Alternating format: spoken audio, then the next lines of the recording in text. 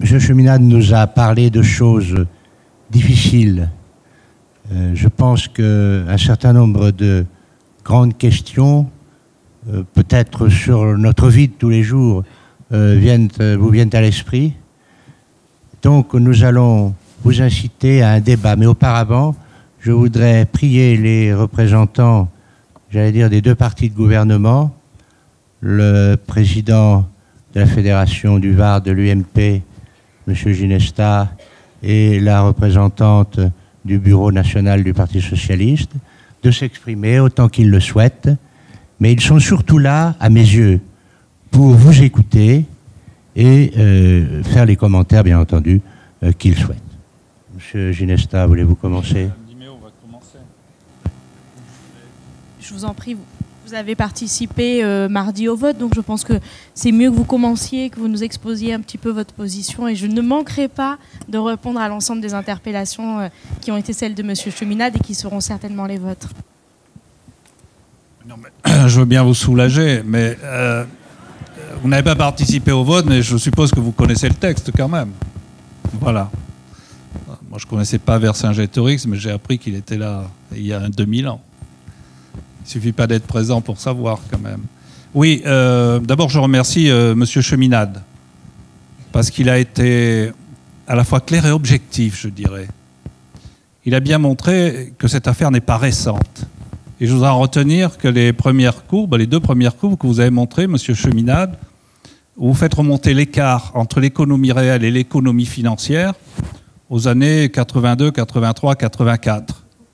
Bon, c'est un petit peu ancien, on s'en souvient tous. Et donc, effectivement, c'était là l'origine. Et personne n'a réagi à ce moment-là. Personne n'a réagi. Et à ce moment-là, il y a eu une amplification du phénomène et qui s'est toujours poursuivie puisque les courbes ont continué de diverger. Elles ont divergé aussi de 97 à 2002.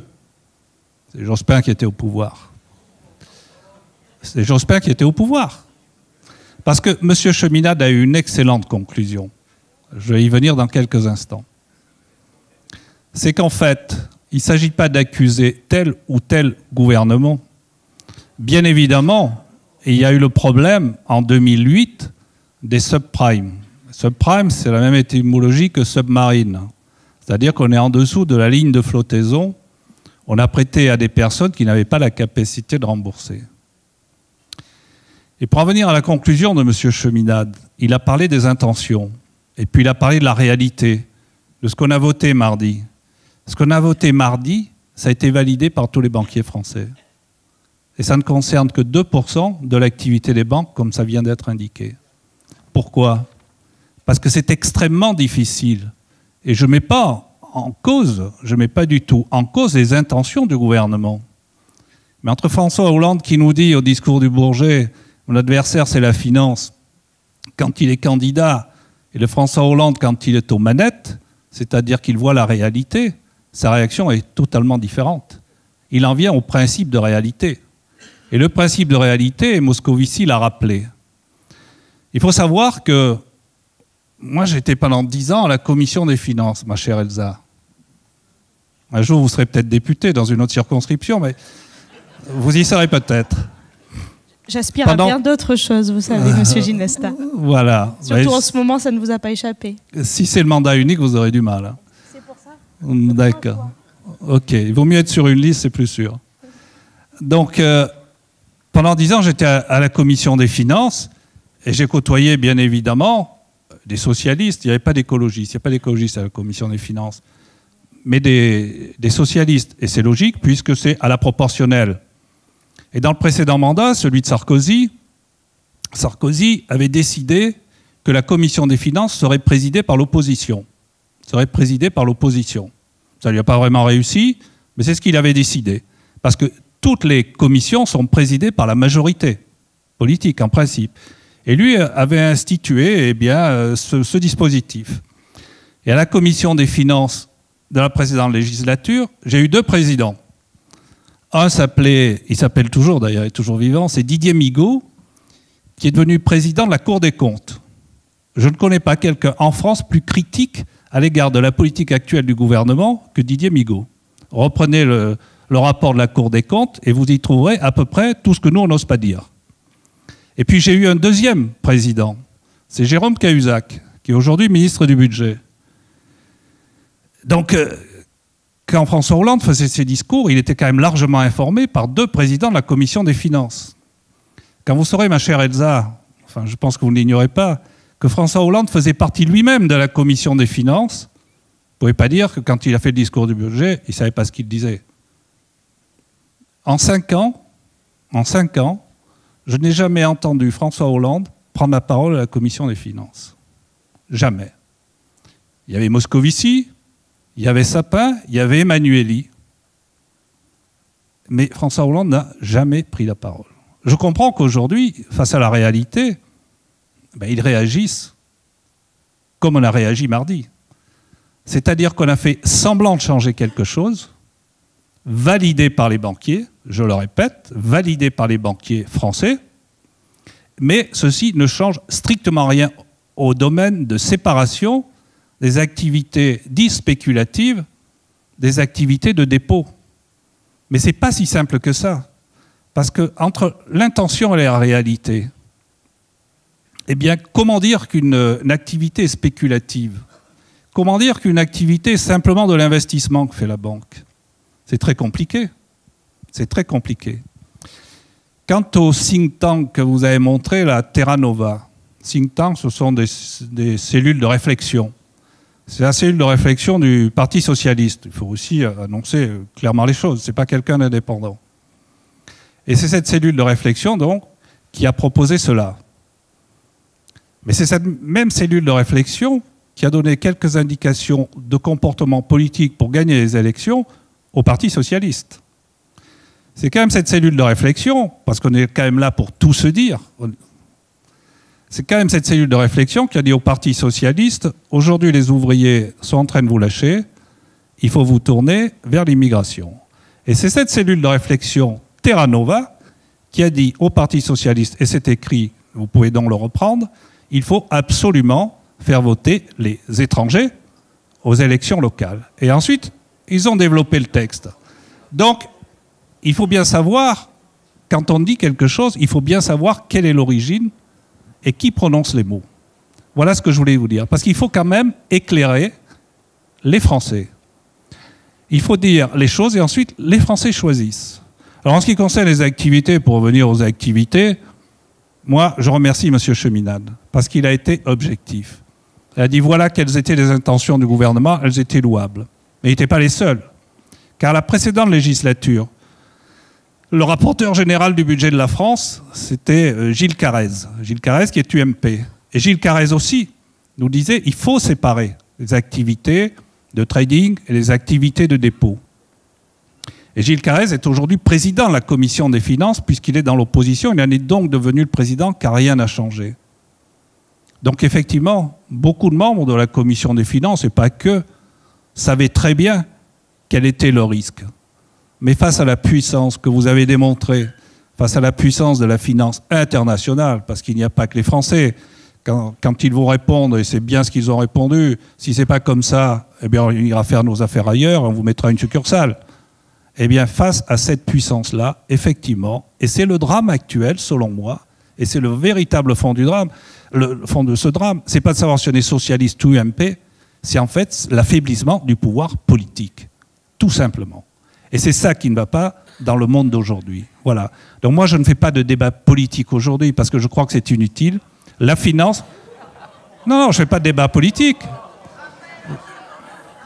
Je vois que vous avez quelques invités. Tout ce que j'ai dit est incontestable. Tout ce que j'ai dit est incontestable.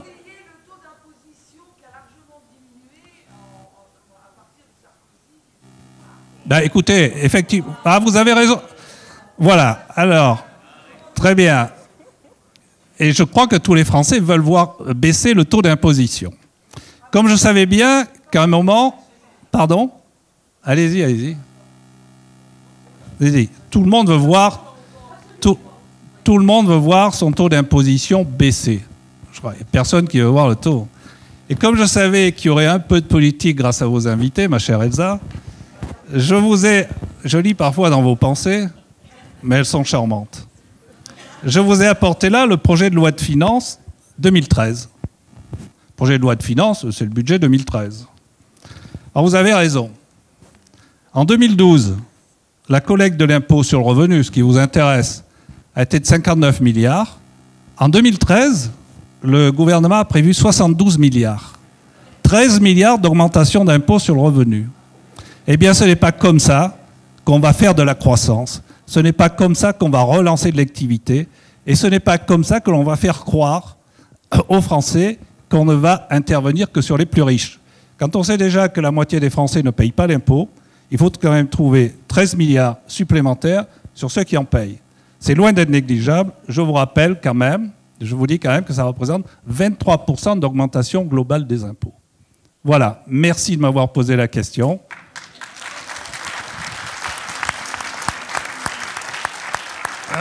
Merci de m'avoir posé la question. Quant à l'impôt sur les sociétés, il y a quand même ici des entrepreneurs et des gens qui font vivre l'activité et qui payent des salaires. L'impôt sur les sociétés va passer de 40 milliards, c'était en 2012, à 52 milliards dans le PLF, le projet de loi de finances 2013. Ça fait 30% d'augmentation d'impôt sur les sociétés. Voilà. Que voulez-vous que fassent les entrepreneurs? Que voulez-vous que fassent les commerçants? Que voulez-vous que fassent tous ceux qui s'intéressent à l'activité, qui payent des salaires et qui produisent? Eh bien, moi, je vous le dis tout de suite, ils n'embaucheront personne. Voilà le problème. Et aujourd'hui, nous sommes dans un pays, et tout ce que je vous dis est écrit, mais je le donnerai à Madame Dimeo, parce que je savais qu'elle manquait de documents. Et aujourd'hui, nous sommes dans un pays qui produit... Oui, mais je vais la laisser parler, mais je voulais qu'elle parle d'abord, mais comme ça, elle pourra s'appuyer sur quelque chose. Nous sommes dans un pays qui produit... Mais les banques, nous sommes tous d'accord, madame. Nous sommes tous d'accord. Sauf qu'entre l'intention et la réalité... Mais nous sommes tous d'accord, madame. Mais M. Cheminade l'a dit, les intentions étaient bonnes. Mais le résultat n'est pas à la hauteur des intentions. Ça concerne 2% de l'activité. Nous sommes dans un pays qui produit 1000 chômeurs de plus par jour. Que chacun se mette bien ça dans la tête. 1000 chômeurs de plus par jour. Et si vous voulez faire un débat avec moi, j'invite tous les socialistes de la salle à venir à la salle Félix Martin quand on fait nos réunions UMP. Vous entendrez des choses intéressantes. Oui. Venez, Monsieur Belkodja, qui est l'époux de Madame Dimeo. Voilà. Ça me permet de vous présenter un petit peu. Mais je vais laisser volontiers Madame Dimeo, qui n'a pas voulu ouvrir le feu, intervenir. Et après, je vous donnerai ce document qui va fortement vous intéresser. Alors, je pense que M. Cheminade souhaiterait dire un mot. Non, on laisse passer. Après, alors. Alors, Madame Elsa Dimeo. Vous avez bien raison, Monsieur Ginesta. Je ne voulais pas ouvrir le feu parce que je ne considérais pas que nous étions là ce soir dans un combat, mais plutôt pour un débat qui était, me semblait-il, d'une nouveauté démocratique et républicaine dans l'Est Var, et qui pouvait, si nous n'avions pas eu ces petites phrases, peut-être des fois un peu revanchardes sur les précédentes élections présidentielles et législatives qui ont donné une nouvelle majorité à la France, on aurait pu parler de fond. On aurait pu, pour une fois, éviter les invectives. On aurait pu... Je vous ai laissé parler, Monsieur Ginesta. Je vais donc prendre un petit peu le temps de répondre à un certain nombre de choses, mais surtout de venir sur le fond de ce qui nous intéresse ce soir et de ce pourquoi nous sommes réunis à cette tribune. Donc d'abord vous dire que moi, pour ma part, si je suis venue ce soir, c'est parce que je trouve particulièrement intéressant d'avoir un débat au fond. Un débat au fond sur le modèle économique et bancaire tel qu'il existe aujourd'hui, les dérives, qui, certes, ont commencé bien avant, mais j'ai envie de dire, nous avons tous notre lot en la matière, que ce soit 84 gouvernements socialistes, que ce soit 2008, discours de Nicolas Sarkozy à Toulon, il ne vous a pas échappé, me semble-t-il, vous étiez bien présent et bien au premier rang de cette grande volonté aussi de réformer le système capitaliste de Nicolas Sarkozy, ou encore aujourd'hui, dans une nouvelle étape que franchit la France, parce que c'est bien une étape que nous franchissons tous collectivement avec la loi qui vient d'être votée. Alors vous l'avez dit, la situation n'est pas nouvelle, on préférerait qu'elle le soit. On pourrait se dire que les réformes sont je vais dire, devant nous et que l'ancienneté, l'antériorité d'un certain nombre de situations critiques n'a pas encore eu les conséquences qu'elle a pu avoir depuis un certain nombre d'années. Vous parliez tout à l'heure de la situation un peu plus locale. Moi, je suis par exemple très inquiète, au-delà de la disparition aujourd'hui de Dexia, de voir qu'un certain nombre de collectivités, et je ne jette pas l'opprobre parce que pour le coup, le phénomène a été hélas assez partagé, mais par exemple que ma ville aujourd'hui déclare avoir 25% de produits toxiques dans l'endettement de la collectivité. Vous parlez de votre ville. Vous voulez un débat de fond, vous parlez de votre ville. Parce que Monsieur Ginesta, vous êtes un peu tendu, vous savez, le débat va se... donc, je suis parfaitement détendu. Alors là, ne soyez pas inquiet pour moi. J'avais fait le choix de ne pas évoquer l'endettement de la ville de Saint-Raphaël. D'autres le font, ce n'est pas le problème. Mais le modèle... L'endettement... Le modèle... Vraiment, comme débat... Non, mais attendez, comme débat de fond, là, vous êtes dans le submarine. On ne gagne pas, vous voyez, à ce genre de comportement collectif, parce que je crois, et en tout cas, c'est comme ça que M. Raymondon... Connaissez-vous l'endettement de la ville de Saint-Raphaël? Excusez-moi, M. Mais puisque vous en parlez... Je sais bien que vous avez envie, ce soir, de faire un espèce de show, mais qui n'apporte pas à la démocratie. Non. Mais quel est l'endettement de la ville de Saint-Raphaël, puisque vous en parlez? Excusez-moi du peu, risque d'avoir pour seule conséquence... Mais pourquoi vous n'en parlez pas? De donner le sentiment que, encore une fois, des politiques de partis différents ne peuvent pas avoir une discussion sensée sur des débats qui sont des débats de fond. Donc vous ne me dévirez pas de l'objectif que j'ai ce soir de vous parler justement de cette dérive bancaire, parce que c'est ces prises de conscience, y compris chez les élus, du propre risque qui existait sur leur ville, qui a fait qu'à un moment donné, ils se sont dit que le modèle bancaire tel qu'il existait n'était plus acceptable et ne permettait plus de continuer à fonctionner en allant toujours de l'avant. C'est à la fois parce qu'ils ont vu que des finances publiques étaient de plus en plus mobilisées sur le remboursement à fonds perdus, comme vous l'avez dit, Monsieur Cheminade, de grands groupes bancaires, et en même temps parce qu'ils se sont dit dans leur propre collectivité, ceux qui avaient des responsabilités locales, aujourd'hui nous ne sommes plus en capacité de faire en sorte d'assurer que l'édifice des collectivités territoriales ne soit pas mis à mal ou ne nous coûte pas toujours et toujours plus cher. Voilà pourquoi je fais le lien avec l'endettement des collectivités territoriales. Alors vous avez raison, Monsieur Cheminade, sur un certain nombre de points que vous avez. Mais j'ai plutôt envie de me poser en tant que politique face à l'expertise que vous nous avez apportée ce soir. Donc certes, vous avez raison, il y a en France des lobbies bancaires qui sont puissants. Pas qu'en France, cela ne vous a pas échappé. Ils existent au niveau européen, ils existent au niveau international. Mais je suis convaincue que le fait même que cette loi aujourd'hui ait vu le jour, la manière dont elle est aujourd'hui, que vous le vouliez ou non, y compris reconnue dans un certain nombre des soutiens de votre appel pour un Glass-Steagall Act, qui se sont mobilisés, qui ont permis que le travail parlementaire soit le plus opérationnel possible et amène à des améliorations notoires entre les premiers documents que vous avez pu écrire sur la réforme bancaire et le résultat que nous avons aujourd'hui, ne peut que nous enthousiasmer et vraiment, je le crois, sur à la fois le rôle de nos élus et des parlementaires dans le débat, mais aussi sur le pouvoir du politique. Parce que le politique a bien repris un certain nombre de ses droits en la matière, y compris en amendant des points qui apparaissaient pas complètement, j'allais vous dire, acceptés de tous, que ce soit l'acceptation des banques. Alors, on peut dire qu'au début, elles avaient en effet pas trop grincé des dents. La version finale, et notamment les éléments sur les paradis fiscaux, c'est loin d'être des éléments qui leur font plaisir aujourd'hui. Les assureurs également, il ne vous a pas échappé et avoir fait rentrer un certain nombre des activités d'assurance dans le cadre de la remise en cause de la gouvernance dans cette loi. Mais ça aussi, ça n'a échappé à personne, ça n'a pas fait plaisir aux assureurs et ça a bien instauré un rapport de force face à eux qui était particulièrement attendu d'un certain nombre de vos amis, mais qui était aussi l'aboutissement, j'ai envie de dire, d'un compromis. Parce que c'est bien à ça que nous sommes arrivés sur cette loi. Alors que pendant des années, rien n'avait été fait. Alors que pendant des années, nous avions peut-être eu du mal, trop de résistance. Moi, pour le coup, je ne jette la pierre à personne, malgré les déclarations qui ont pu être faites par les uns et par les autres. Parce que je pense qu'il fallait aussi que ce débat se passe dans un moment où on avait fini de faire le diagnostic. Monsieur Raymondon, vous disiez tout à l'heure, en médecin, on agit en urgence. Mais peut-être que c'est bien qu'on n'ait pas été uniquement des pompiers dans cette affaire et qu'on se soit posé, qu'on se soit dit, il y a des solutions préexistantes, comme c'était le cas aux États-Unis dans les années 30.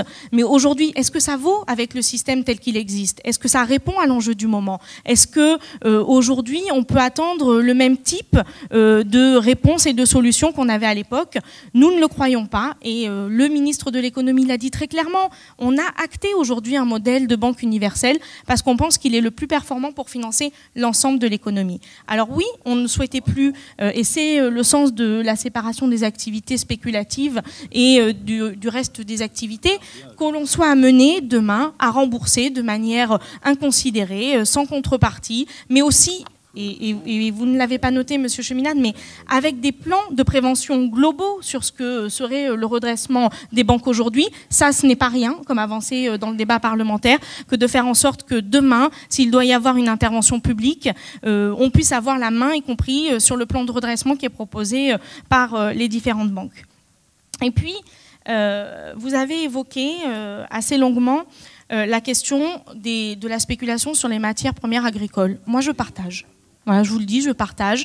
Je pense que sur ce point précis, ça fait partie des éléments qu'on devrait rajouter dans le texte. Il y a des choses qui peuvent être nuancées, mais il ne faut pas croire que la seule question bancaire permettrait d'y répondre. Aujourd'hui, il est assez clair que pour y répondre, il faut aussi revoir les règles commerciales au niveau international. Et là-dessus, c'est un autre débat, c'est un autre chantier qui ne peut pas être résolu à lui seul dans ce débat-là.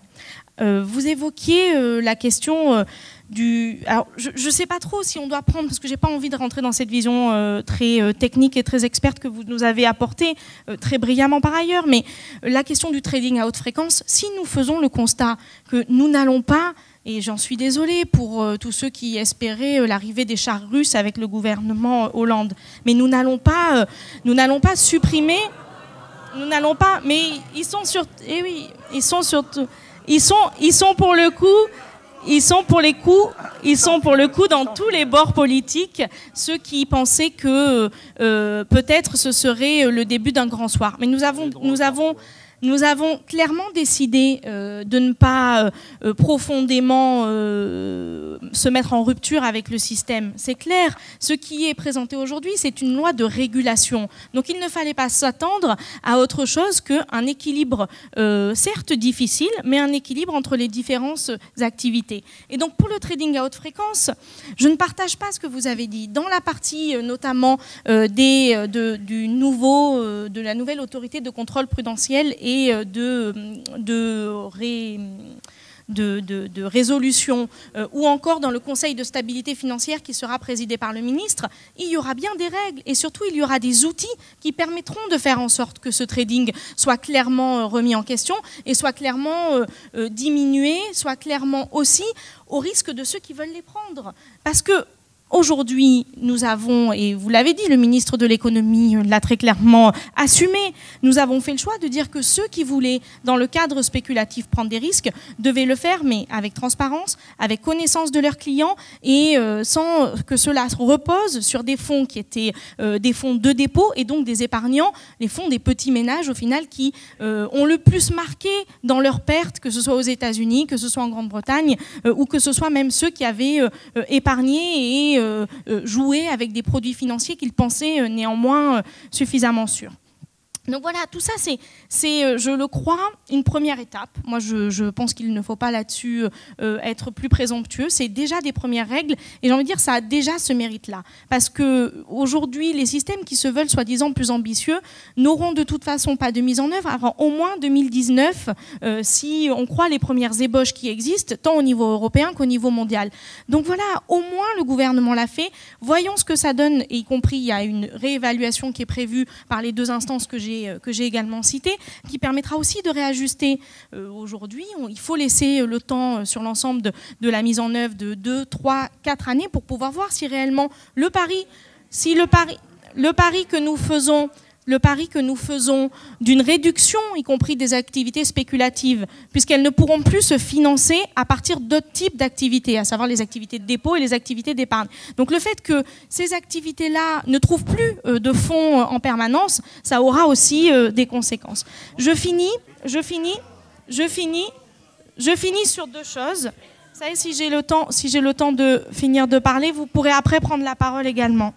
Je finis sur une dernière chose et dont on n'a pas beaucoup parlé ce soir. La loi bancaire et de régulation bancaire, elle a aussi tout un volet consommateur.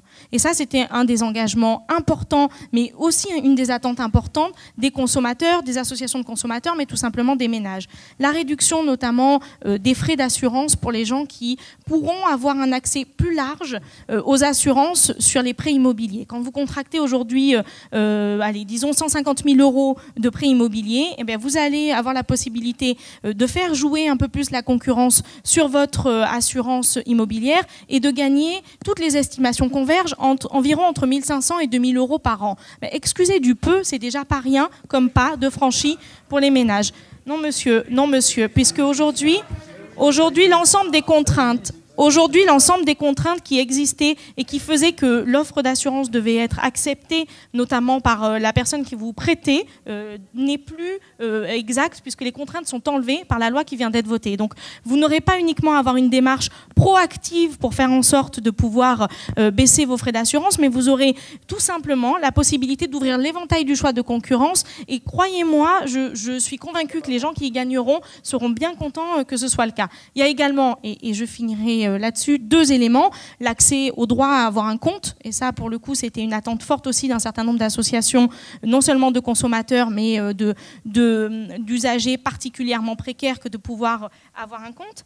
Et puis on n'a quand même pas beaucoup parlé aujourd'hui de la partie économie réelle. Parce que c'est vrai qu'une des craintes quand le projet de loi a été mis en œuvre, alors certains diront par les lobbies bancaires, mais pas uniquement, par le monde de l'entreprise, les toutes petites entreprises ou les moyennes entreprises, c'était aussi que ça tarisse le crédit et le recours au crédit pour les petites et moyennes entreprises. Et aujourd'hui, dans la période économique dans laquelle on est, on ne pouvait pas se le permettre. Ce qui fait qu'on a aussi penché pour ce modèle de séparation des activités en filiales, en se disant que voilà, il fallait aussi permettre que les banques et le modèle universel continuent à être vecteurs pas uniquement de spéculation comme vous l'avez très bien décrit, mais de financement de l'économie réelle et d'accès au crédit pour les toutes petites et moyennes entreprises qui en ont plus que jamais besoin. Merci Madame Di Meo. Je pense que ce qui est très intéressant, c'est que chacun ait pu s'exprimer. Je voudrais que notre public se maîtrise pour respecter les propos des uns et des autres. Chacun s'exprimera, chacun posera les questions à Monsieur Cheminade. Le temps presse, malheureusement, mais je pense que vous tenez à dire quelques mots à vos 2 voisins. Et après, nous passons au débat. À mes 2 voisins, c'est à la France où j'essaierai de dire un mot. Moi, j'ai un peu honte de penser qu'à l'Organisation mondiale du commerce, un Français l'a dirigé, Pascal Lamy, le Fonds monétaire international, un Français, Dominique Strauss-Kahn, puis une Française, Christine Lagarde, et à la Banque centrale européenne, c'était Jean-Claude Trichet, un Français. Et pendant que nous avions 3 Français à la tête de cette institution, tout ce que je vous ai décrit s'est déroulé. Donc je pense que quelque part, on n'a pas fait ce qu'on devait. Et qu'il y a une sorte d'oligarchie associée au monde de la finance. Vous avez cet exemple de Ramon Fernandez, je le mentionne encore, conseiller financier de Nicolas Sarkozy, actuellement directeur au Trésor. Moi, quand on m'a demandé de venir au cabinet de Raymond Barre, j'ai dit non, parce que ce n'était pas mes convictions. Là, on est des gens qui sont sous tous les régimes, excusez-moi, et qui sont au-dessus des régimes eux-mêmes, dans ce qu'ils font. Alors, c'est un problème. L'autre problème, je vais être un peu piquant avec M. Ginesta, on a mentionné Gilles Carrez. Gilles Carrez, il nous dit, et c'est encore un exemple de la même chose, on lui demande, grâce au cantonnement, la branche dépôt n'alimentera donc pas la branche spéculative. Et il répond, on m'explique que non, mais c'est une filiale, je suis pour installer une muraille de Chine entre les deux.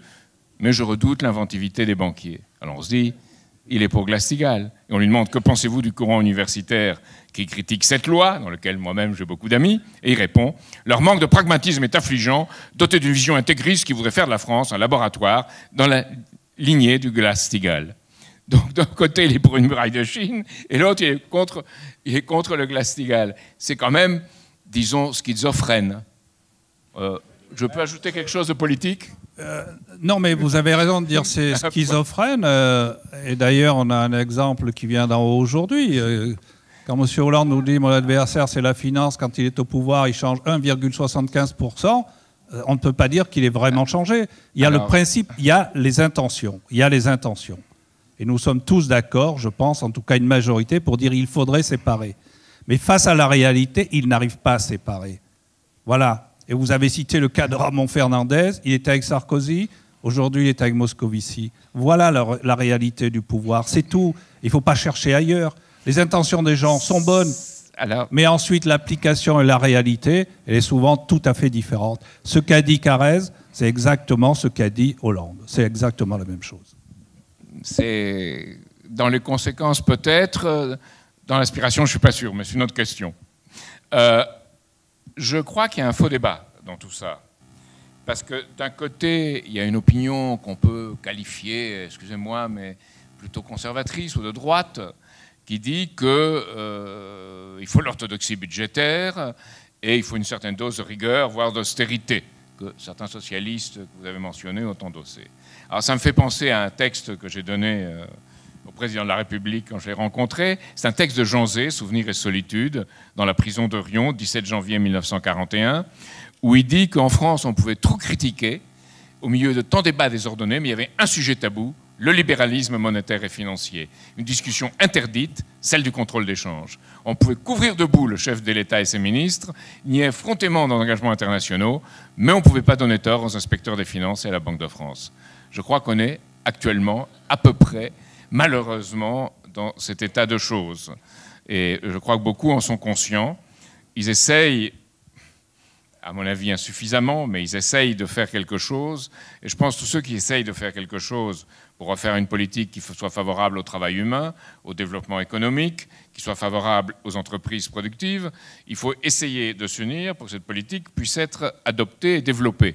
De l'autre côté, alors, du côté qu'à tort on appellerait de gauche, mais qui en fait est libéral de gauche, on dit il faut une émission monétaire, y compris en passant, en continuant à aider, voire en renflouer les banques, et puis c'est de cette façon qu'on assurera peut-être un peu plus de justice sociale. Moi je crois que ni l'un ni l'autre ne marche, parce que tous deux s'inscrivent dans ce système, et qu'il faut prendre le risque d'en sortir. Et c'est ce que j'ai essayé de dire. Le plus tôt sera le mieux.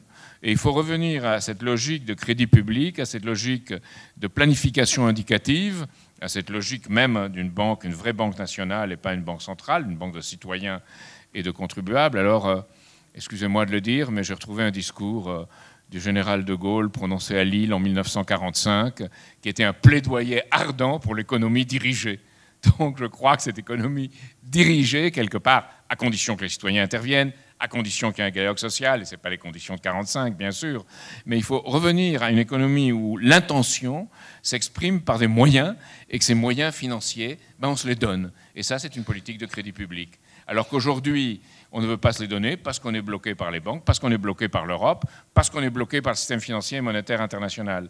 Alors, je pense qu'il ne faut pas se battre entre nous, il faut bien voir là où se trouve l'ennemi véritable, de penser que c'est un combat difficile, ce n'est pas un combat facile, et de se lancer dans ce combat en essayant de faire de notre pays celui qui peut donner l'exemple dans ce combat-là.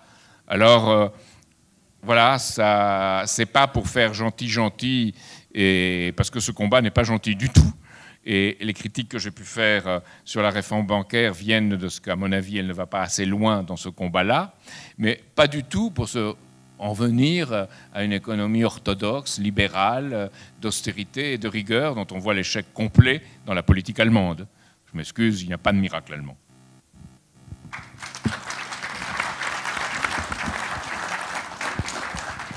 Eh bien, merci. Je pense que ce que vous avez dit a recentré le débat comme nous le souhaitons. car nous ne devons pas nous battre, avez-vous dit, nous devons essayer de réfléchir ensemble. Et j'aimerais maintenant que la salle prenne la parole. Vous avez personne qui peut vous passer les micros. Monsieur? Alors, écoutez, soyez aimables les uns et les autres. Oui. Présentez-vous assez fort puis soyez bref. Avant de me présenter, je voudrais remercier d'abord les gens à la tribune pour l'exposé de M. Cheminade. Avant de me présenter, mais vous n'avez pas parlé d'économie. Je suis M. Bruno. Mettez le micro plus près. Roch Brunois, depuis 16 ans, depuis que je suis en retraite. Mon niveau d'études, c'est le certificat d'études. Mon niveau professionnel, c'est un CAP. Et j'ai mal tourné. J'ai fini chef d'entreprise d'une usine de plus de 250 personnes. Mais en France, ce n'est pas honorable de réussir. Absolument pas. C'est pas honorable. Il ne faut pas applaudir. Après 2 attaques cardiaques, j'ai vendu mon entreprise à un grand groupe européen. Mais on ne fait rien pour les entreprises en France. On parle beaucoup de finances, on parle beaucoup de moyennes et petites entreprises, mais on ne fait rien pour sauver les entreprises. Mon entreprise, avec 250 personnes, qui était dans la métallurgie, je vous prends un exemple, j'avais beaucoup robotisé l'usine de manière à... J'avais 60% du personnel sur 250 qui était payé au SMIC, parce que je leur demandais de faire ça toute la journée, et ça ne vaut, malheureusement, ça ne vaut que le SMIC. Les contremaîtres étaient payés à la valeur du point qui était décidée par la chambre syndicale patronale avec les syndicats, et j'étais dans la métallurgie avec ce niveau de salaire des salariés. Ma boîte de trombone à Carrefour, 10 francs, la même à côté, de même qualité, Made in Chine, 5 francs, laquelle que vous achetez. Qu'est-ce qu'on fait pour l'entreprise? Qu'est-ce qu'on fait? On ne fait rien. On va vers 2000 milliards de dettes, 50 milliards de taux d'intérêt. Qu'est-ce qu'on fait pour créer des emplois, pour sauver les petites entreprises, les moyennes entreprises? On ne fait absolument rien. Donc, j'aimerais vous entendre. La finance, votre exposé est très bien. Je lis des journaux financiers. Vous avez répété ce que disent les journaux financiers, mais vous auriez pu être, il y a quelques années, président de la République. Qu'est-ce que vous faites demain pour créer des emplois, pour sauver les entreprises, pour minorer les 1820 milliards que l'on a aujourd'hui? Voilà une question très directe. Au niveau économie. Très direct, M. Cheminade, vous voulez dire 2 mots? Moi, président. Non. Il y a 2 choses derrière cette question et une troisième qui est plus importante, à mon sens. La première, c'est qu'on a eu en France, un système de protection sociale réel qui, dans un monde où la protection sociale est détruite, rend moins compétitives les entreprises. Alors qu'est-ce qu'on fait? Est-ce qu'on fait reculer le système de protection sociale? Est-ce qu'on fait une politique de non-justice sociale? Ou est-ce qu'on laisse tomber nos entreprises? Et c'est là qu'il y a un dilemme dont il faut sortir, et on ne peut sortir que par le haut. Il faut faire à la fois ce système de salaire qui soit juste, de protection sociale, et en même temps de développement des entreprises, en particulier les petites et moyennes entreprises, qui sont celles qui créent le plus d'emplois et celles qui sont la substance vitale de la France. Vous savez que les 40 entreprises du CAC 40, les 40 plus grandes entreprises, font environ 75% de leur chiffre d'affaires à l'étranger et 80% de leurs profits à l'étranger. Donc on ne peut plus parler d'entreprises françaises. On peut parler d'entreprises qui se sont délocalisées dans le monde et sont devenues hors sol, je dirais. Donc il faut faire une politique qui favorise les entreprises qui sont ici, chez nous, et il faut un soutien. Alors ce soutien suppose, évidemment, il y a un effort qui est fait par le gouvernement, je pense une bonne chose, il est insuffisant, M. Montebourg voulait aller plus loin, c'est la Banque publique d'investissement qui réunit pour les PME, OSEO, le CDC Entreprises, Et une troisième que j'oublie toujours, il aurait fallu ajouter aussi les ressources de la Banque postale. Mais c'est 40 milliards. Et 40 milliards de ressources qui en grande partie existaient déjà. Donc je pense qu'il faudrait plus de ressources nouvelles et plus favoriser cela. Il faut également, et on s'engage un peu dans cette voie, un statut mieux organisé de l'apprentissage. Ça manque. Et puis, il y a tout un effort à faire en matière de formation professionnelle. On sait qu'en France, la formation professionnelle forme ceux qui ont déjà une formation. Donc, il faut faire une formation professionnelle pour les gens qui ne l'ont pas encore ou pour les femmes qui reviennent dans un emploi. Donc, s'adresser à la formation professionnelle à ceux qui en ont vraiment besoin. Et à ce moment-là, cette formation professionnelle donnera un travail de qualité aux entreprises qui auront moins à former dans l'entreprise les travailleurs qui viennent, bien qu'il y ait une part de formation aussi. Donc, il y a tout un enchaînement de choses vertueuses à mettre en place qui sera très utile au point de vue de la politique intérieure de la France. Mais ce n'est pas suffisant. Si on ne s'attaque pas au marché financier comme je l'ai fait, et vous trouverez certainement pas ce que j'ai dit, en tout cas les solutions, dans la presse financière. C'est vraiment, je suis considéré par elle comme un ennemi, parce que j'apporte une vision qui est une vision de rétablir la priorité du travail humain, de la production et des infrastructures, c'est-à-dire de ce qui est une économie réelle, physique, et pas une économie virtuelle, une économie du pari. Et c'est là qu'est le vrai sujet. Parce que si cette économie était remise sur pied, et c'est une question qui dépasse la France, qui est européenne, qui est internationale, c'est pour ça que je dis que la France, pour défendre ses producteurs, doit défendre une politique qui remette la tête en haut, c'est-à-dire qu'on n'ait plus la tête en bas et les pieds en haut, comme c'est le cas aujourd'hui, la tête étant ce qui produit, ce qui développe, et en haut les pieds, c'est-à-dire tout ce qui est les spéculations et tout ce qui est ce système que j'ai décrit. Donc il faut remettre les choses d'aplomb. Et c'est là qu'il faut une volonté politique au sommet et un soutien. Alors je sais qu'au niveau de la recherche et au niveau de l'étude, M. Montebourg en particulier s'est entouré d'une équipe de gens extrêmement compétents. Il y a quelqu'un qui est auprès de lui, qui s'appelle Israël, qui a fait un excellent rapport sur l'industrie française. Donc il y a là de la ressource.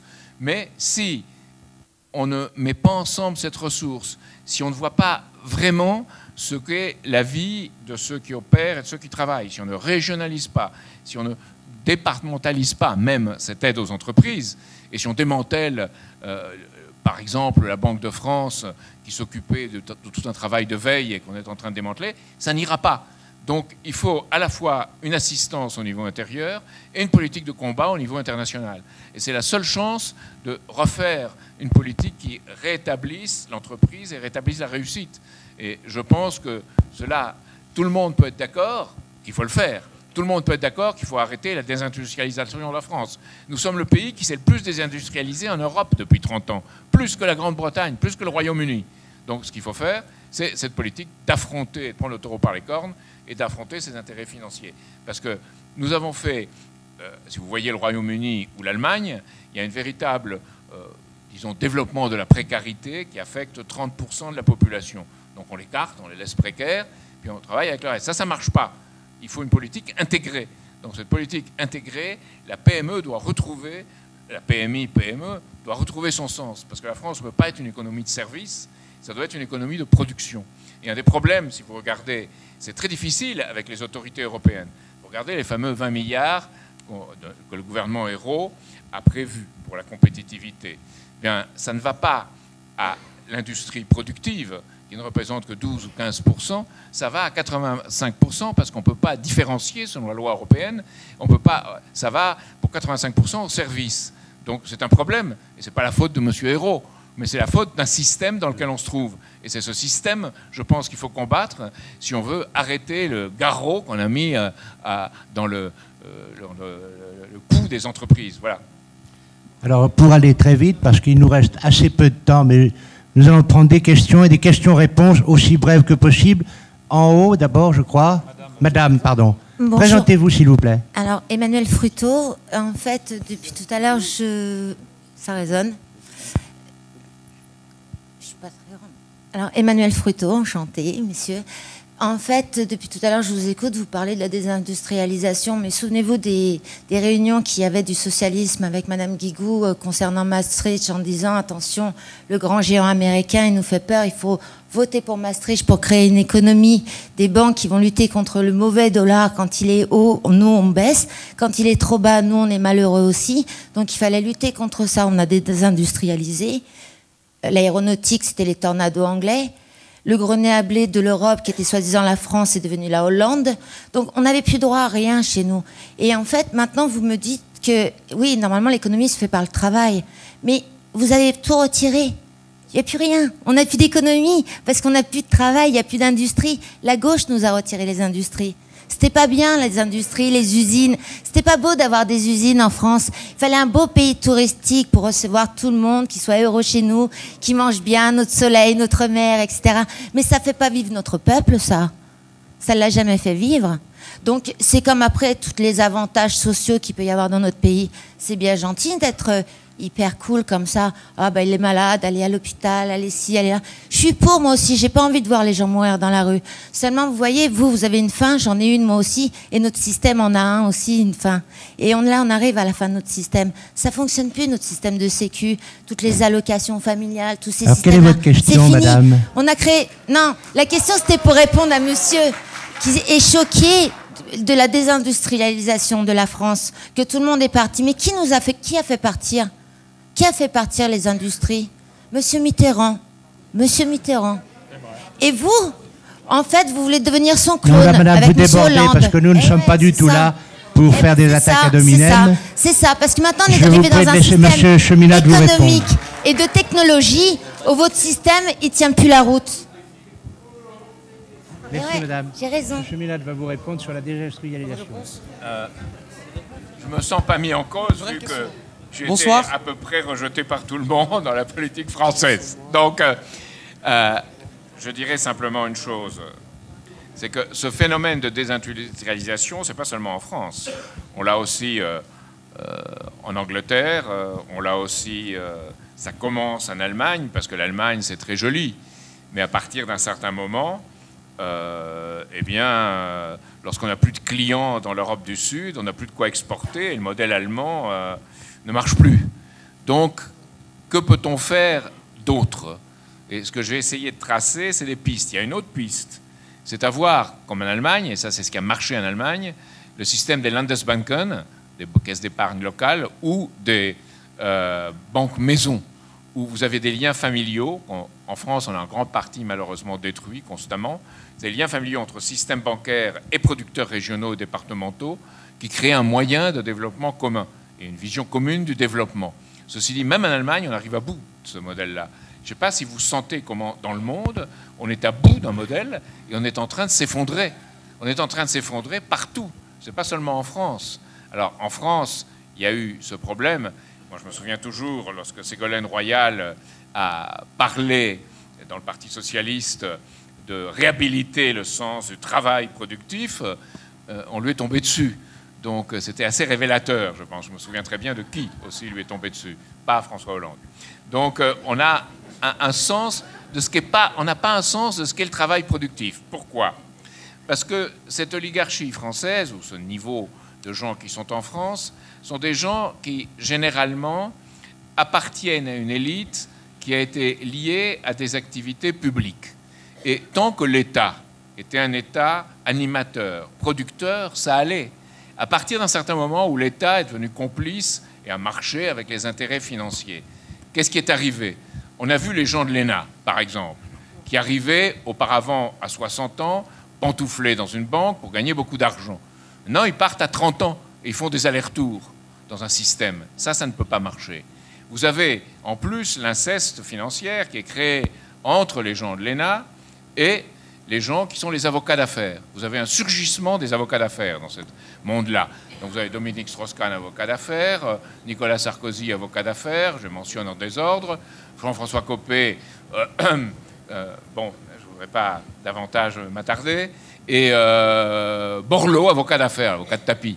Donc vous avez un univers dans lequel vous avez des gens complètement étrangers à ce qu'est la vie quotidienne d'une entreprise. Et c'est probablement aussi l'autre chose qu'il faut changer, en promouvant des gens qui soient liées à cette vie d'entreprise et pas, comme ces entreprises le sont souvent en France, dans un état de dépendance vis-à-vis de quelques très très grandes entreprises. Ça aussi, c'est un autre élément traditionnel du développement en France. Donc il n'y a pas eu, ou très peu, le développement de PME qui sont réellement indépendantes. Et c'est là où il y a un très grand mérite à le faire, parce qu'elles l'ont fait dans ce que j'essaye de décrire, dans un environnement qui était extrêmement défavorable de partout. De partout. Et ce sens du travail productif, ben, si vous regardez les différents présidents de la République, vous allez au sommet, aucun n'a eu de formation dans l'entreprise, pratiquement. Vous ne pouvez pas dire que Sarkozy avait une formation dans l'entreprise, il a une formation dans la spéculation. C'est différent. Donc, vous n'avez pratiquement pas. Qui? Non, aucun. Aucun n'a une formation. Ils ont peut-être fait HEC comme moi, mais ils n'ont pas d'expérience dans l'entreprise. Donc, ces gens-là n'ont pas eu d'expérience dans l'entreprise. Ils ont une culture qui n'est ni scientifique ni productive. Ils ont une culture littéraire et historique.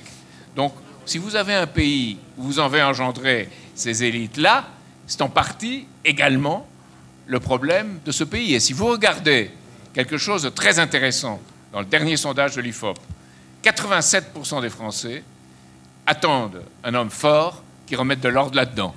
Donc c'est à la fois inquiétant, et vous voyez que vous applaudissez, c'est à la fois très inquiétant, parce que chacun devait être une femme et un homme fort, mais c'est en même temps intéressant parce qu'on attend une volonté politique. Donc comment cette volonté politique s'exprimera dans une forme qui sera celle de la République, et si elle ne le fait pas, eh bien elle s'exprimera en dehors de la République. Et c'est ça qui me fait peur. Alors nous avons encore plusieurs questions. Bonsoir. Une question, et ici, je crois, 2 questions. Voilà. Bonsoir, je m'appelle Lakan Nabil et je suis actuellement... Alors monsieur, s'il vous plaît, présentez-vous. Bonsoir, je m'appelle Lakan Nabil et je suis actuellement au lycée Saint-Exupéry en terminale ES. Alors ma question c'est, bon, en ce qui concerne votre constat sur la nécessité de la régulation, il est clair et il est vrai. Par contre, est-ce que votre Glass-Steagall Act va-t-il mettre fin à la spéculation et à la dérégulation? Car finalement, il n'y a pas que les banques qui spéculent, il y a aussi les fonds de pension. Et de plus, si la France met en place ce vrai Glass-Steagall Act, est-ce qu'elle ne va pas perdre en attractivité par rapport à son espace financier? Car on sait très bien que nous sommes dans une globalisation financière, que tout est interconnecté. Ainsi, si la France fait cavalier seul, est-ce qu'il ne va pas y avoir une externalisation des activités vers la City et une exportation de tout ceci, ce qui va faire augmenter le shadow banking? Merci. Voilà. Et alors, question courte, réponse courte. Il est bon, hein, il est bon. Bravo, c'est un très bon lycée, Syntax. Hein. Voilà. Mais je l'ai connu avant vous, Vous voyez où ça mène, hein. Le Glass-Steagall Act va assainir. C'est-à-dire, toutes les opérations de spéculation ne seront plus soutenues. Donc, les spéculateurs qui spéculent raisonnablement, les banques qui sont des banques d'investissement raisonnables, vont continuer à vivre. Et les banques de dépôt et de crédit peuvent avoir recours à elles pour avoir éventuellement des moyens sur les marchés qu'elles leur donnent. Mais, il y a autre chose. C'est que vous aurez beaucoup de ces banques dont le secteur, les activités d'investissement, sont en faillite virtuelle. Et elles tomberont. Et elles tomberont pas seulement en France. Ça, c'est une chose qui est à l'horizon. Et vous devez l'envisager. Et qui peut se substituer à cela? Il ne peut y avoir qu'une politique de crédit public qui a été celle que nous avions à la Libération, dans les grandes lignes, qui est celle qu'avaient les États-Unis sous Hamilton et sous Lincoln. On parle beaucoup de Lincoln. On oublie que Lincoln a émis les fameux greenbacks, des billets pour l'industrie et pour le développement.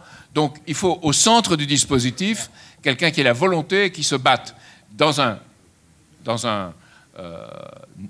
horizon financier où vous allez voir beaucoup d'intérêts chuter. Alors quand je le disais en 2005, on ne croyait pas que Bear Stearns, que Lehman Brothers ou que Northern Rock allaient tomber. Eh bien, elles sont tombées.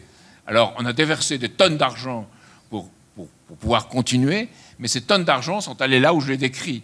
Donc, il faut que l'argent revienne à la production, au développement, à la recherche. Et là, il faut qu'une puissance publique soit celle qui l'oriente. Alors, vous me direz, la France ne peut pas le faire seule. C'est vrai, il y a l'Europe. C'est pour ça qu'on doit refonder l'Europe. Une autre question. Juste sur cette question. Alors, Madame Di Meo voudrait dire un mot avant. Oui, sur la séparation. C'est bien parce qu'on pense que ça risquait de mettre à mal la compétitivité des banques françaises au niveau international, mais surtout de les découper en morceaux et donc de les ouvrir au rachat par d'autres grands groupes internationaux, qu'on a fait le choix de la filialisation et non pas uniquement de séparer, alors monsieur dit séparation de toit, mais au sein du même toit, de manière à ne pas fragiliser et à ne pas rendre plus exposé à la concurrence mondiale les banques françaises. Et je reviens sur ce que vous disiez. Vous parliez vous-même en introduction de l'aléa moral. Le problème aujourd'hui, c'est bien qu'on a été... c'est vous qui utilisiez ce mot-là, pris en otage par des banques qu'on ne pouvait pas laisser mourir. Alors dans un système à l'américaine où vous avez 3500 banques, peut-être qu'on peut se permettre de se dire, allez, il y en a une dizaine qui vont disparaître parce qu'elles vont faire faillite.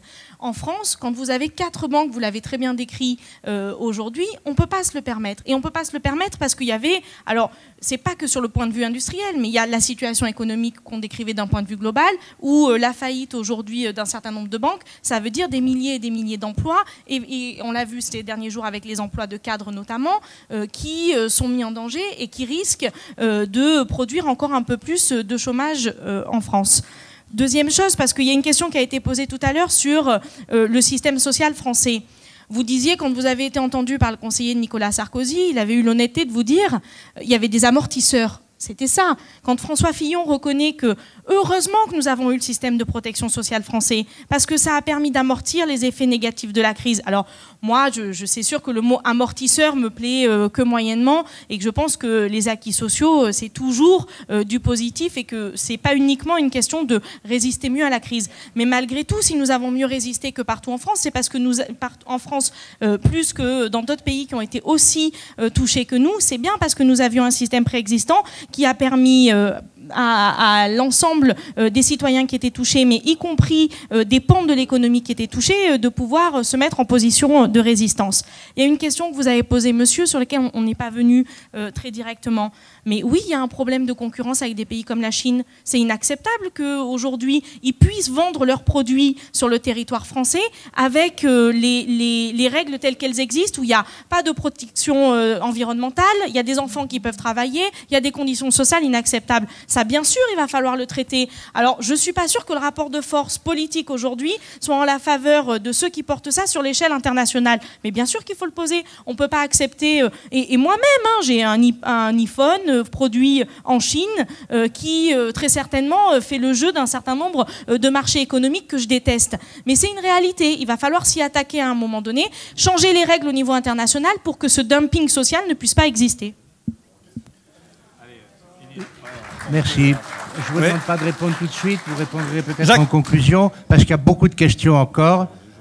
Allez, on accorde 3 questions, la 4e ici. Jacques Descamps, retraité, simple citoyen, qui veut être responsable. Lorsque je suis venu assister à cette conférence, je savais que j'allais entendre un exposé brillant, et je n'ai pas été déçu. Merci, monsieur Chaminade. Je suis venu avec 2 convictions. La première, c'est que, effectivement, nous subissons la chape donc, de l'oligarchie financière, c'est clair.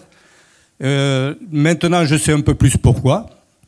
La deuxième conviction, c'est que l'enjeu est tellement important qu'il est au-delà du clivage de la droite et de la gauche. Je crois qu'il faut que la société civile aussi se responsabilise un petit peu et qu'elle reprenne la main sur l'utilisation que l'on fait de son argent. Je connais une banque, enfin entre guillemets, une coopérative de finances solidaire qui n'a pas d'actionnaire, pas d'actionnaire à rémunérer, qui n'a pas de trader parce qu'elle ne fait pas de spéculation, pas la moindre spéculation, qu'elle doit payer à des prix exorbitants. Elle ne rémunère pas ses dirigeants d'une façon inconsidérée. Elle n'a pas de parachute doré. C'est une banque exclusivement de dépôt. Ça existe. Ça existe, c'est la banque de mes rêves, oui, c'est vrai. Et donc, c'est une banque en plus qui ne fait que financer des projets locaux qui sont sélectionnés en fonction de leur utilité sociale, environnementale et culturelle. Alors, son nom, je peux vous le révéler, c'est la NEF. Voilà, donc si demain, nous voulons agir d'une façon concrète, nous pouvons devenir donc sociétaire de cette coopérative et lui donner les moyens de peut-être redéployer au niveau économique nos activités sur le plan aussi local, puisque nous pouvons choisir le secteur où notre argent peut travailler. Voilà, voilà. Merci, monsieur. Monsieur Cheminade veut répondre. On pose des questions, monsieur Cheminade répondra globalement. Merci beaucoup. Monsieur. Non. Jean-Claude Daugeron. Très agréable soirée parce qu'il n'est pas habituel de débattre. Je crois que nous devons apprendre le débat et éviter ce que j'ai entendu trop, les poncifs, les réactions bipolaires. Et c'est Camus qui disait il y a toujours quiproquo lorsqu'on n'emploie pas le vrai sens des mots. Est-ce que le sujet que vous avez remarquablement évoqué, vous avez su dénoncer sans stigmatiser ce qui est à l'heure actuelle dans notre monde, je crois, assez rare. Est-ce que le débat de ce soir est un débat politique? J'affirme que non, c'est un débat de société. C'est-à-dire que la politique est un élément, mais un petit élément. Les finances et les banques ont su se rendre indispensables. Et à force de se rendre indispensables, et à force de faire confiance, elles ont acquis, elles font ce qu'elles veulent, avec une complicité terrible que vous avez remarquablement dénoncée tout à l'heure, qui s'appelle en France Bercy, qui est un État dans l'État, que ce soit de droite ou de gauche, ce sont les mêmes personnes qui décident, avec les mêmes intérêts, la dualité que vous avez remarquablement dénoncée tout à l'heure. Que peut faire la société face à ce pouvoir? D'abord l'Europe, vous l'avez dénoncé, si elle n'est pas fédérale et politique dans les plus brefs délais, nous avons tout perdu. Et deux, il faudrait que les partis de gouvernement sachent discuter ensemble. Il n'y a à l'heure actuelle, face à cette oligarchie, vous l'avez dit, et face à cette puissance de la finance, il n'y a qu'un bloc immuable en face avec de bons arguments. Vous l'avez dit, vous avez dit tout à l'heure, effectivement, que les courbes commençaient indépendamment des pouvoirs politiques en place. Et personnellement, ce que j'attends, mais je ne désespère pas, je vois toujours la bouteille à moitié pleine, et la loi, pour moi, va en ce sens. C'est un début de réforme, il fallait avoir le courage de le faire, même si c'est très, très, très, très imparfait. Personnellement, j'attends d'un homme d'État digne de ce nom. Le moment, un homme d'État, c'est quelqu'un qui, à un moment de fondamental, prend la bonne décision au bon moment dans l'intérêt général. J'ai travaillé beaucoup, je suis de gauche, j'ai travaillé beaucoup avec des gens de droite, il m'arrive encore d'ailleurs de le faire, et on s'entend toujours lorsqu'on est d'accord sur le but, et il faut enfin que la vie de société soit d'accord pour rendre heureux les gens. Si on est d'accord pour rendre heureux les gens, la décision devient très rapidement, elle est irréversible et personne ne peut la discuter. Donc je suis très optimiste. Simplement, je pense qu'il faut savoir, je le dis très aimablement à la salle, il faut savoir écouter. Quand on n'écoute pas, on ne comprend pas. Et il faut éviter les réactions bipolaires, elles sont toujours mauvaises. Merci beaucoup, monsieur. Ce que vous avez exprimé. On prend encore deux questions, parce que comme vous l'avez dit, le débat c'est essentiel. Monsieur, s'il vous plaît. Merci beaucoup. Merci beaucoup. Madame, messieurs, bonjour. Le micro très près, je vous prie. Approchez le micro. C'est bon là? Oui. C'est bien. Madame, messieurs, merci pour, surtout monsieur Cheminade, pour votre brillant exposé. Simplement une petite remarque, s'il vous plaît. Nous ne pouvons... Je fais partie du Front National, je suis l'adjoint de monsieur Nicolas Mikolevitch qui va se présenter à la mairie aux prochaines élections. Écoutez, vous êtes le bienvenu. Hein. Merci, monsieur. Merci encore. Merci. Non, mais merci il en faut encore. un de toute façon. Merci Autant encore. il vaut mieux le connaître. Merci encore. Donc, n'importe comment, monsieur, je vous remercie donc, monsieur Cheminade, pour votre brillant exposé. Je vous rejoins surtout dans un sens où vous êtes la seule personne avec Marine Le Pen à avoir demandé la séparation des activités spéculatives et d'épargne des banques. Vous êtes vraiment le seul. Autre chose, s'il vous plaît, j'en aurai pour une seconde. Par contre, je trouve quand même qu'il est un peu curieux qu'un parti tel que le nôtre, aux législatives ayant représenté quand même près de 40%, nous ne soyons pas conviés à cette manifestation. Voilà, on comprend votre remarque, mais elle est hors sujet. Oui, peut-être, mais enfin, je vous la... tout à fait légitime de votre part. Il commence la campagne, il faut le laisser faire. C'est très gentil. On va la commencer, monsieur Ginesta, et on va la terminer.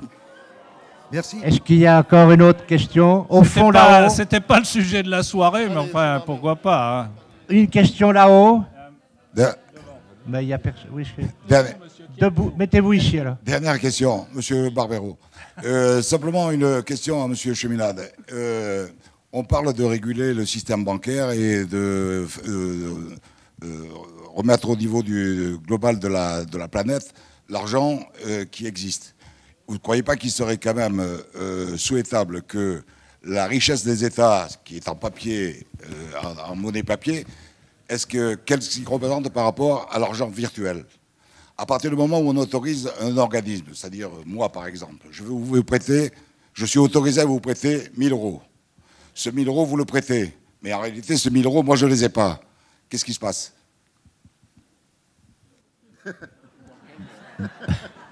Bonne question. Dans quel contexte? Pardon? Dans quel contexte? Pardon? Dans le contexte actuel, vous devenez riche. Dans le contexte actuel, absolument.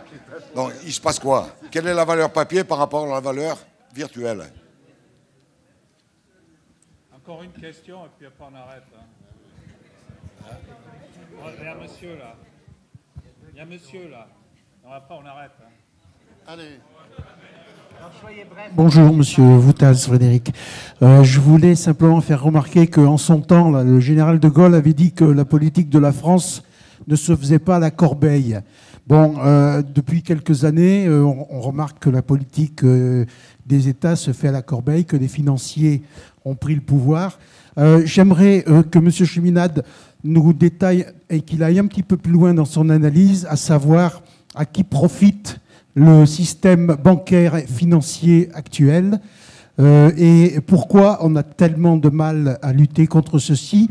Et je pense que le général de Gaulle, quand il a décidé de mettre dehors les Américains en 62, de dire aux Américains de quitter la France et des bases de l'OTAN, il avait probablement pressenti l'extrême voracité, l'extrême dépendance des anglo-saxons. Donc est-ce que vous pouvez nous développer un petit peu plus les intérêts finalement économiques et la voracité du système anglo-saxon, et d'autre part la construction européenne telle qu'elle est actuellement? C'est une construction qui a bien évidemment été fortement dirigée et impliquée pour aboutir à une Europe qui s'autobloque. Est-ce que vous pouvez nous dire quelque chose un petit peu là-dessus? Voilà, monsieur Cheminade répondra successivement aux questions. Il y a une personne encore là-haut, puis c'est la dernière. Soyez bref, monsieur, s'il vous plaît, pour que monsieur Cheminade puisse répondre globalement avant que notre député-maire ne ferme le banc. Oui, je pose ma question. Bon. Un citoyen optimiste au service des citoyens. Alors, moi, j'ai écouté M. Ginesta qui nous dit, voyez-vous, le gouvernement socialiste n'a pas fait mieux. Il ne fait pas mieux parce qu'il se rend compte des évidences. Bon. C'est pas pour ça que, quand même, une majorité d'électeurs ont voulu le changement. Ils ont voulu le changement, c'est pas pour aller vers l'austérité. Et l'austérité, tout de suite, elle est larvée. Elle existe. Elle existe. Les commerçants qui sont dans la salle, les entrepreneurs qui sont dans la salle voient bien leur marché diminuer à grands pas. Et les commerçants, moi j'habite Saint-Égule, je peux vous dire que c'est pas brillant du tout. Donc elle existe, l'austérité. Alors ces électeurs-là, ils attendent autre chose. Et ils attendent quoi? On s'aperçoit qu'on a fait avec M. Cheminade des traversées de l'Atlantique, là, toujours dans le système anglo-saxon, disons, des puissances occidentales, comme on les appelle. Mais on n'a pas du tout dit un mot, deux choses, de ce qui se passe avec la Banque du Sud, par exemple, dans certains États d'Amérique du Sud, où la volonté politique a été tapée sur la table et de dire « ça suffit, c'est terminé ». Et par exemple, il y a un petit pays qui a dit « moi, nous, c'est fini. Les dettes, on veut bien les rembourser, on rembourse les capitaux, on rembourse les dettes qui ont servi à produire des richesses, mais ce qui n'a pas servi à produire des richesses, on refuse de les rembourser. » Ça, c'est une volonté politique. Et là, on attend, et les gens attendent de la volonté politique qui fait défaut tout de suite encore, hein, même avec ce gouvernement, même les promesses qu'il fait, et on est en attente de réaliser un certain nombre de choses ou de les voir réalisées avec une volonté politique. Et un autre petit point que peut-être M. Cheminade n'a pas abordé. Très court. Pourquoi avons-nous un euro si élevé? On sait très bien qu'on faciliterait les exportations si l'euro était bien moins élevé. Merci. Merci beaucoup. Monsieur Cheminade va répondre rapidement à toutes ces questions très riches et importantes. Impossible de répondre à toutes les questions en même temps. Je dirais simplement à certains, surtout au dernier intervenant, qu'il a peut-être été un peu négligent et il n'a pas écouté ce que j'ai dit au cours de ma campagne présidentielle. Nous avons mon livre ici, peut-être que vous pourrez le consulter, je pense que ça vous intéressera beaucoup. Le livre de la campagne, Un monde sans la City ni Wall Street, un grand chantier pour demain. Alors, je lirai simplement quelque chose, et je ne sais pas si vous devinerez qu'il a écrit. Chacun reconnaît aujourd'hui que l'État est responsable de l'évolution économique, qu'il lui appartient de lutter contre les crises et le sous-emploi, d'orienter, de stimuler et de coordonner les efforts en vue de l'expansion et du progrès commun. Personne ne peut plus défendre sincèrement le libéralisme du dernier siècle. Personne ne croit plus à la hauteur, à la valeur de la vieille formule « laissez faire, laissez passer ». C'est Pierre Mendès France dans La République moderne, l'État et la planification économique. Vous voyez combien on en est loin. Parce que si vous regardez les banques françaises, elles sont plongées dans le laisser faire et le laisser passer. Et elles ne sont plus françaises. Elles ne sont vraiment pas françaises. Elles sont hors sol, mondialisées. Elles ne paient que très peu d'impôts chez nous. On l'a vu, je ne sais pas. Probablement, quand vous pensez qu'elles sont françaises, elles payent si peu d'impôts, elles ne sont pas très françaises. Et si vous regardez la séparation maintenant, c'est pour répondre à une série de questions, il y a 400 000 employés dans les banques, à peu près. Hein, et on dit « Ah, mais ça mettrait les gens au chômage, c'est terrible de faire ça ». C'est absolument faux. Vous en avez à peu près 9 000 dans le trading et 30 000 associés à ces activités d'investissement. Bon, eux, s'ils sont si bons, comme nous disent les banques, ils n'ont pas besoin de la garantie implicite de l'État. Et ils marcheront bien, ils font de bonnes affaires, laissons-les faire, n'est-ce pas? Bien, ça c'est pour cela. Pour les autres, la Société Générale, BNP Paribas, viendront avec des activités de banque de dépôt et de crédit, et là, elles seront assises sur l'économie locale, elles feront ce que vous avez dit que fait ce pourquoi vous travaillez, et ça sera fait à une beaucoup plus grande échelle. Et l'économie, eh bien, sera plus près de l'esprit public, et plus près de ce que Mendès France essayait de dire en son temps. Alors qu'évidemment que ça pose un problème fondamental. Qui défend cette politique-là? Alors, moi, j'ai beaucoup d'amis parmi les 75 économistes qui ont pris parti pour une séparation stricte des activités bancaires, qui veulent le faire non pas de façon agressive, mais pour poser les jalons de ce qui doit être fait dans la continuité et pour un avenir dans la période dans laquelle nous rentrons. Et je vous assure, la question se reposera très vite, quel que soit le vote du Sénat et quelle que soit la décision prise. Parce qu'on est dans une période où l'histoire défile à une très grande vitesse, très très vite. Et là, ça pose évidemment la question de la dette et du remboursement de la dette. Pour moi, comme pour Thomas Coutreau, qui est d'Attaque, il y a des dettes légitimes et des dettes illégitimes. Les dettes qui sont légitimes, celles qui sont associées à la production, au développement humain, à la justice sociale et à la production des entreprises réelles, de biens. Et les illégitimes, c'est celles qui ont suivi à tous les paris dont j'ai parlé. Donc, il faudra faire le ménage. Et ce que Glass-Steagall permet, c'est justement de faire le ménage. Et je dois dire que le président Correa de l'Équateur, que c'est peut-être lui dont vous parliez, est un ami politique. Bon, passons. Je voulais finir simplement par quelque chose de plus frappant, qui est qu'on peut considérer comme religieux, mais qui en réalité ne l'est pas, et pose une question pour notre époque. Vous savez que dans la tradition de la Torah, du judaïsme, il y avait une année de la rémission des dettes. Et c'est la rémission sabbatique. Et le Deutéronome indiquait, tous les 7 ans, tu feras relâche. Et voici comment s'observera la relâche.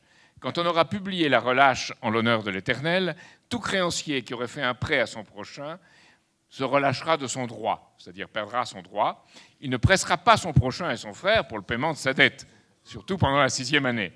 La date précise de rémission des dettes est celle de la fête des tabernacles, qui était une des fêtes les plus importantes. Donc on rentre dans un monde où il faudra la rémission, c'est pour répondre à votre question, de certaines dettes qui sont dans le virtuel, et de repasser au réel. Alors je vais vous dire un secret, je ne suis pas du tout superstitieux, hein, mais je vais vous dire quelque chose que j'ai trouvé drôle en le lisant, c'est que dans le calendrier hébreu, les années récentes où il y a cette rémission des dettes, la prochaine c'est 2014. Voilà. Voilà une bonne information, docteur. Je vais vous remercier vraiment tous parce que vous avez participé à ce débat de manière très posée et constructive. Vous nous donnez l'envie de continuer. Je remercie M. Ginesta et Mme Elsa Di Meo qui se sont prêtés, je dirais, à ce jeu de démocratie participative. Et bien entendu, M. Cheminade, dont on regrette que l'horaire nous oblige de l'interrompre parce que plus le temps passe, plus il est décidé et plus il nous convainc de la nécessité de nous rassembler. Je veux simplement dire que quant à moi, son document, son gros programme de campagne est un document très riche, qu'on peut contester, mais qui est intéressant à lire. En bas, je pense que ses collaborateurs ont mis un exemplaire à votre disposition pour le consulter. Il y a aussi des bons de commande à l'Harmattan, puisque c'est là qu'il a été édité. Il n'est pas venu ici ni pour recruter du monde pour son parti politique, qui, vous le savez, s'appelle Solidarité et Progrès. Vous pouvez le voir sur Internet, vous pouvez le suivre. Et en tout cas, je vous incite à vous pencher sur ces écrits qui ne feront que confirmer ces propos. Et maintenant, je tiens beaucoup à remercier notre hôte, puisque c'est le Palais des Congrès de Saint-Raphaël qui nous reçoit, grâce à notre député-maire, M. Ginesta. Je vous laisse le soin de dire le dernier mot. Bon, le dernier mot, oui, un dernier mot pour vous remercier, docteur Raymondon, mais c'est vous qui êtes à l'initiative. Je crois que ça a été une soirée intéressante. Merci à vous, M. Cheminade, merci à Elsa Di Meo, et puis je conclurai d'une phrase qui a été prononcée, qui a été écrite par Solzhenitsyn. Je crois qu'ici, il y a des gens qui le comprennent. Il faut croire avec ses yeux, pas avec ses oreilles.